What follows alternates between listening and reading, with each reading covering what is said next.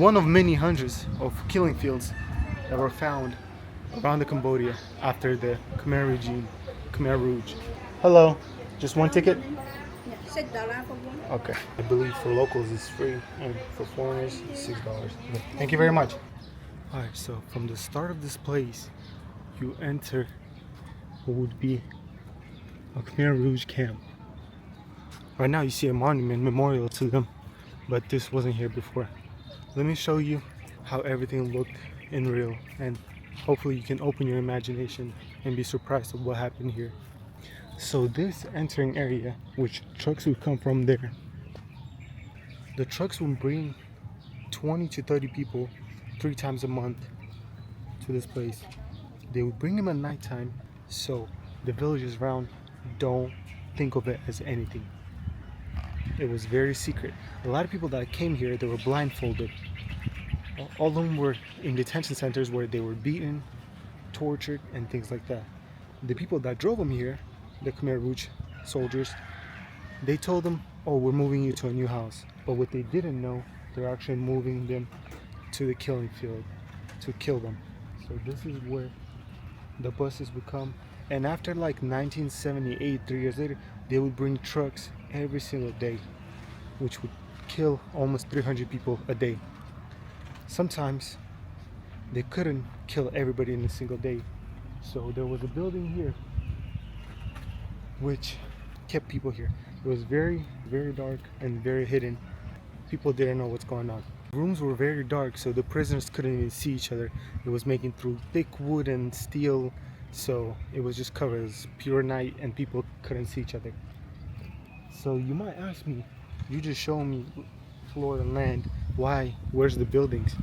Well, after the Khmer Rouge collapsed, a lot of the villagers were very angry, so they came, they destroyed these buildings, and they took them, the wood pieces and everything like that, they took it to their own, and they kept it themselves. Also, the Vietnam War also affected this area as well. But here, there was actually an office where they had electricity and everything like that, so they could have light, they can sign different types of papers and things like that.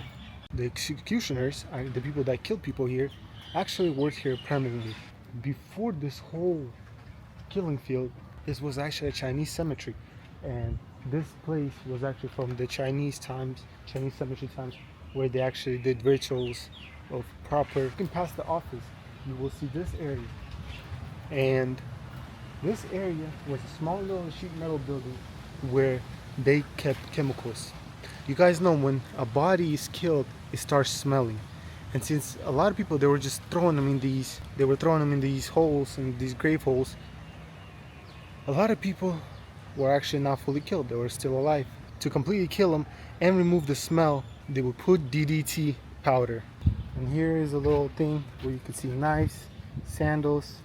It's very hard to see, but these are things that they were able to find here.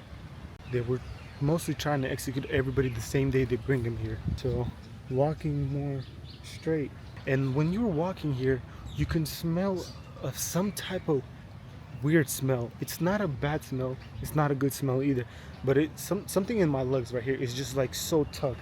I don't understand what it is. Even after 50 something years, you can still smell something here, which is crazy. Now this is a mass grave. 450 people were mass grave thrown here, and this whole area, as you can see, that is closed off, is actually a mass grave too. Over 20,000 people were killed here. Over 20,000 people.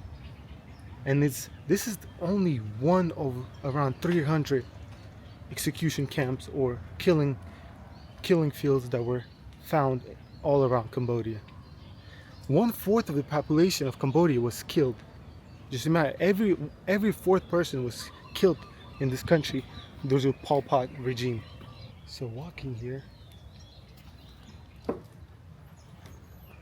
it's another grave. And another thing is, even the Khmer Rouge people, military members, were killed. The thing is, Pol Pot was very paranoid. So anything, just a simple wrong sentence, or if somebody in your Rouge, in your team, say something about you, even if they're a lie, you would most likely be sent here and you'll be executed, even as a Khmer Rouge soldier. So here are the pieces of cloth that they found after digging this in 1980. And the crazy thing is, you can see a lot of small baby clothes and towel, just pieces of cloth. These pieces of cloth were actually used to cover their eyes. Once again, they would bring them here at nighttime. They would bring them here at nighttime, blindfolded. And all they would have is a torch or some type of light with them. Here right now we're walking through the graves. The most craziest part of this place is the killing tree.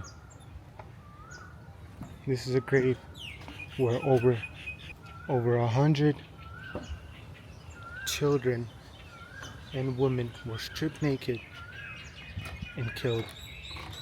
And the way they were killed would amaze you, because once again, they used tools. The bullets were too expensive for them, so they used tools to kill people. But for kids and women, this is what they did. This tree was used. They would just grab kids and women and they would just beat them to this tree and then put them in this grave. They would strip them naked and they would just beat their head against this tree. And as you can see now, it's a memorial. Yeah. Kids as young as age of 2, the youngest was like 2 that they killed here. They did not use guns to kill people here. They killed them simply with hatchets, hammers, and just farm shovels, things like that. A lot of people that were killed here were actually intellectuals, teachers, doctors, just regular citizens, people that supported their ex-government and things like that.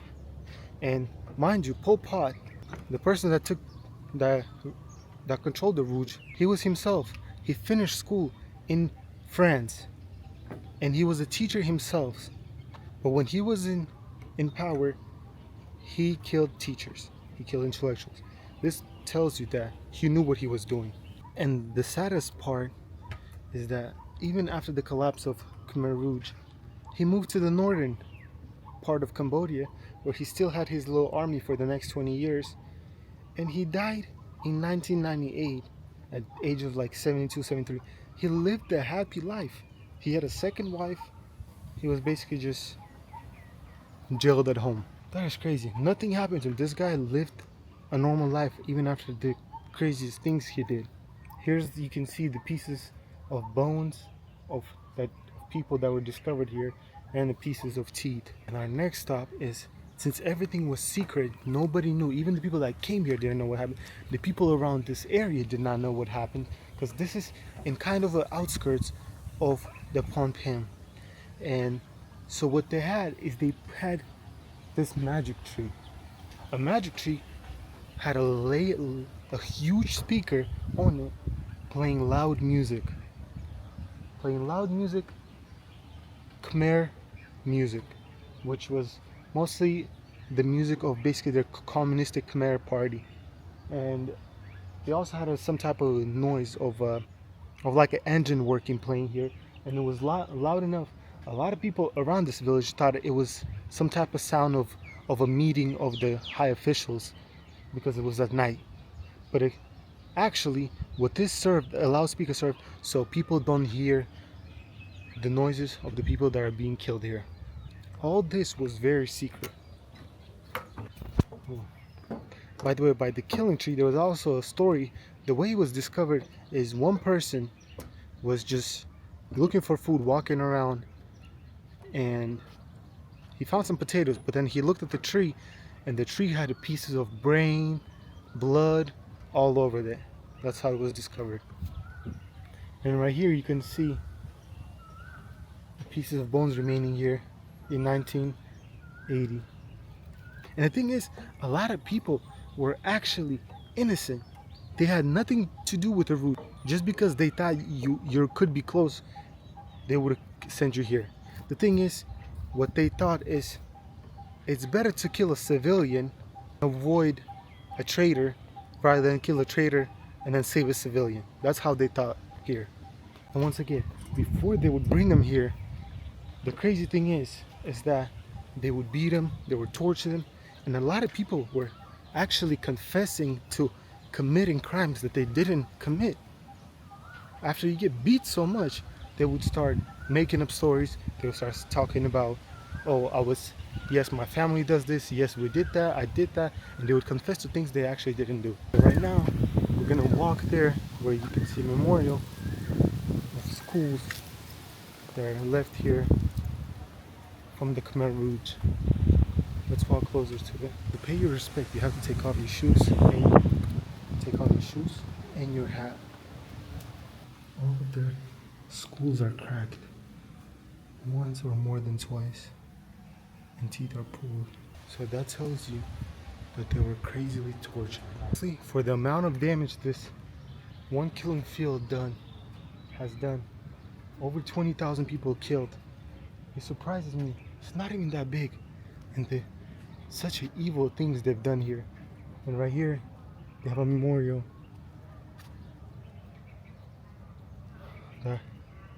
to the lost lives of children, women, and innocent people during the Khmer regime. So I wasn't able to find the examples of weapons they used to kill people, but there is an image. As you can see, most of them are more like farming things, like let's say these shovels, small knives, shackles, hatchets, and just things like that. It's a sad place, but I definitely recommend everyone visiting it, because it's crazy how nobody talks about this history of this place. And if you think about it, he was a prime minister. He was a Communist Party leader, prime minister. The ex-president did not want to help the U.S. because his regime started from the Vietnam War. The U.S. wanted the help of Cambodia because Cambodia was kind of helping both sides. They were moving guns, ammo, and things like that. But the ex-prime minister, which was Pol Pot, he agreed. So he took this country over with the help of the United States, and all this was created. Also, walking right here, you see this little coconut tree with a little covering on top, and you can see there's coconuts falling. I don't know if you guys knew, but more people die from coconut than shark attacks a year, because coconuts tend to fall on people's head and kill them, because coconuts are very high on the tree and they're pretty heavy. You know, I just walked in here, I met some guy and had a conversation with him. He came up to it because he seen me recording. Elliot, if you're watching this, shout out to you, man. But the more I travel, the more I realize Americans don't travel. Like my age, in their 20s, they don't travel. It's only Europeans, and I hope I encourage more Americans or just people in their 20s to travel more, because there's so much to this world to see besides just staying inside your country. But the reason why I still haven't left this place, there's a tree called poison tree, and as you can see, there's cloth on it. I do not see any information on these poison trees. So if you know anything about the poison tree, please let me know in the comments, because I wasn't able to find anything. Hello. 25 cane juice? Yeah, cane juice. Thank you. So, you know what I love? Because right by the exit there was like smoothie shop. I'm like, how much you charging? She's like, hello sir. Like, she was trying to call me over. Like, how much you charging for smoothie? Smoothies here is usually like $1. She's like $2.50. For some of you say like, bro, come on, it's only $2.50. But still, man, I don't want to overpay that.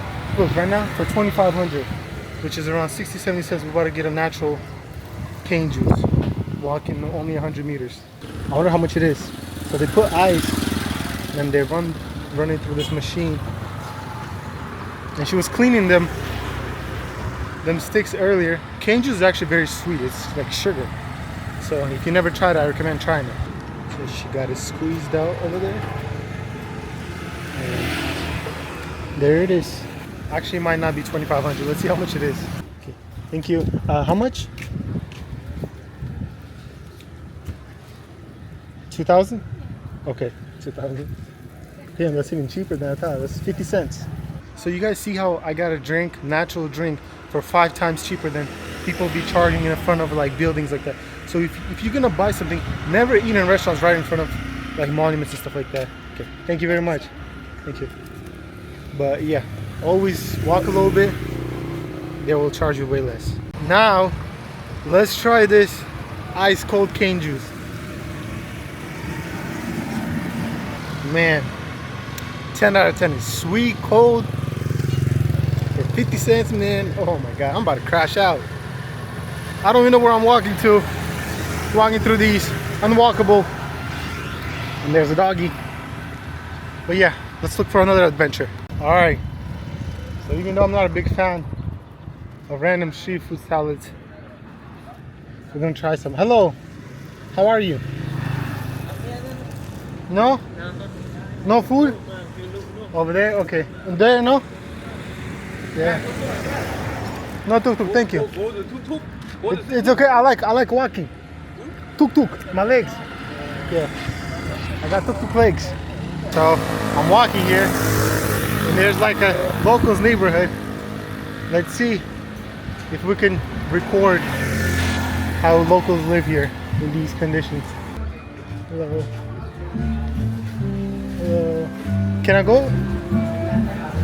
Can I go there or no? No. So these are how locals live here. Taking showers. Hello. Take showers. Good? Good. No English? But yeah, these are like apartment complexes. There's a toilet. That's how they dry their clothes. That's how regular people live here in Cambodia. We got a little kitchen area where they wash dishes. Hello. Let's head back home. Rickshaw. Oh, VIP. VIP, okay. We got the VIP experience rickshaw for about $3.50. It's about to take us home. Alright, so we took some break at home and we went out to eat some local food. This is beef, pasta, whatever you want to call it, yellow noodles. Let's try it. Not a very huge serving compared to fried rice they sell here. The noodles are very thick, a little bit spicy. Pretty good. Sweet, salty, and it comes with the egg.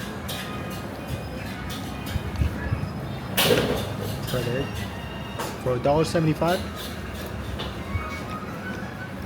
I give this like a 7.8 out of 10. Pretty good. So I'm already sweating. We came to this other place that kind of looks like KFC selling burgers. We're gonna try out our burger for only $1.50. They also have ice cream. And call me a fat ass in the comments because I am. Even though it's late at night, we're eating. So I got my filet fish burger for $1.50. And so far, as soon as I open this, I seen an ant running by. There's an ant right here, and there's an ant right here. Let's hope my burger does not have ants in it. But as I can see, lettuce, fish. Well, I don't think they're on the burger. I mean, at least let's hope now. Let's try this.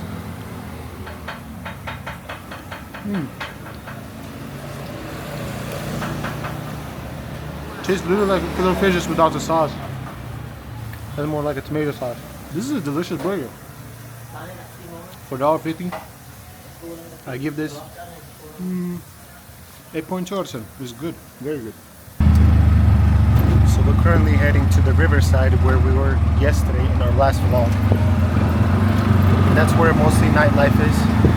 Let's just explore how it looks now. Just got to the beginning point of this area, and there's boats, shipping boats. I wonder where they go, but they're loading up cars, scooters, all that. I've never been on a cruise, but I should try one, honestly. I would want to go and see what a cruise is like. You know, right now my tuk-tuk driver, when I was paying him and when he was driving, you could see that he was in a really bad mood. That guy seemed very sad. And that made me feel really bad. It's just crazy because I'm currently traveling, right? And it's very hard for me to travel for under $1,000 budget. I usually go $1,300 on average a month. People here make around $200 a month working. I asked a local how much like a regular person working at a restaurant makes. They say from like around $180 to $200 a month. So I just can't imagine how people live here in what conditions.